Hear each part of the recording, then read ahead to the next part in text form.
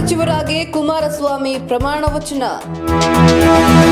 ಮತ್ತೆ ಮೋದಿ ಸಂಪುಟ ಸೇರಿದ ಜೋಶಿ.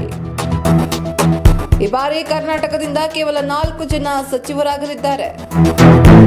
ಬಿಜೆಪಿ ಜೆಡಿಎಸ್ ಮೈತ್ರಿ ಮಾಡಿಕೊಂಡಾಗಿನಿಂದಲೂ ಕೂಡ ಎಚ್.ಡಿ. ಕುಮಾರಸ್ವಾಮಿ ಅವರು ಮಂತ್ರಿಯಾಗ್ತಾರೆ ಅನ್ನುವಂತಹ ಮಾತುಗಳು ಹರಿದಾಡ್ತಾ ಇದ್ವು. ಇದೀಗ ಅದರಂತೆ ಮೋದಿ ಸಂಪುಟದಲ್ಲಿ ಸ್ಥಾನವನ್ನ ಗಿಟ್ಟಿಸಿಕೊಳ್ಳುವಲ್ಲಿ ಎಚ್.ಡಿ. ಕುಮಾರಸ್ವಾಮಿ ಅವರು ಯಶಸ್ವಿಯಾಗಿದ್ದಾರೆ.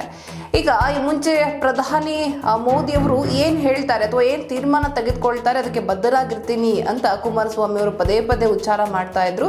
ಅಂದ್ರೆ ನಾನು ಯಾವುದೇ ರೀತಿ ಪ್ರೆಷರೈಸ್ ಮಾಡಿಲ್ಲ ಅನ್ನುವಂಥದ್ದನ್ನ ತೋರಿಸ್ಕೊಳ್ಳುವಂತಹ ಪ್ರಯತ್ನದಲ್ಲಿದ್ರು ಕುಮಾರಸ್ವಾಮಿ ಅವರು.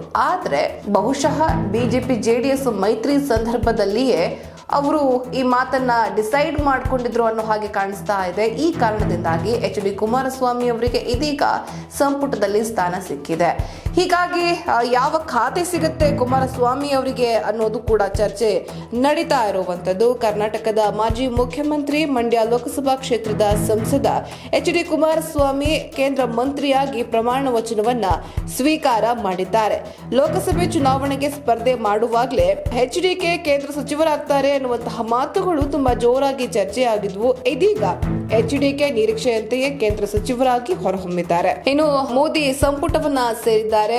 ಕ್ಯಾಬಿನೆಟ್ ದರ್ಜೆ ಸಚಿವರಾಗಿ ಕುಮಾರಸ್ವಾಮಿ ಪ್ರಮಾಣ ವಚನ ಸ್ವೀಕರಿಸಿದ್ದು, ದೇವರ ಹೆಸರಲ್ಲಿ ಪ್ರಮಾಣ ವಚನವನ್ನ ಅವರು ಸ್ವೀಕರಿಸಿದ್ರು. ಇನ್ನು ಧಾರವಾಡ ಸಂಸದ ಪ್ರಹ್ಲಾದ್ ಜೋಶಿ ಮತ್ತೊಮ್ಮೆ ಕೇಂದ್ರ ಸಚಿವರಾಗಿ ಮೋದಿ ಸಂಪುಟವನ್ನ ಸೇರಿದ್ದಾರೆ.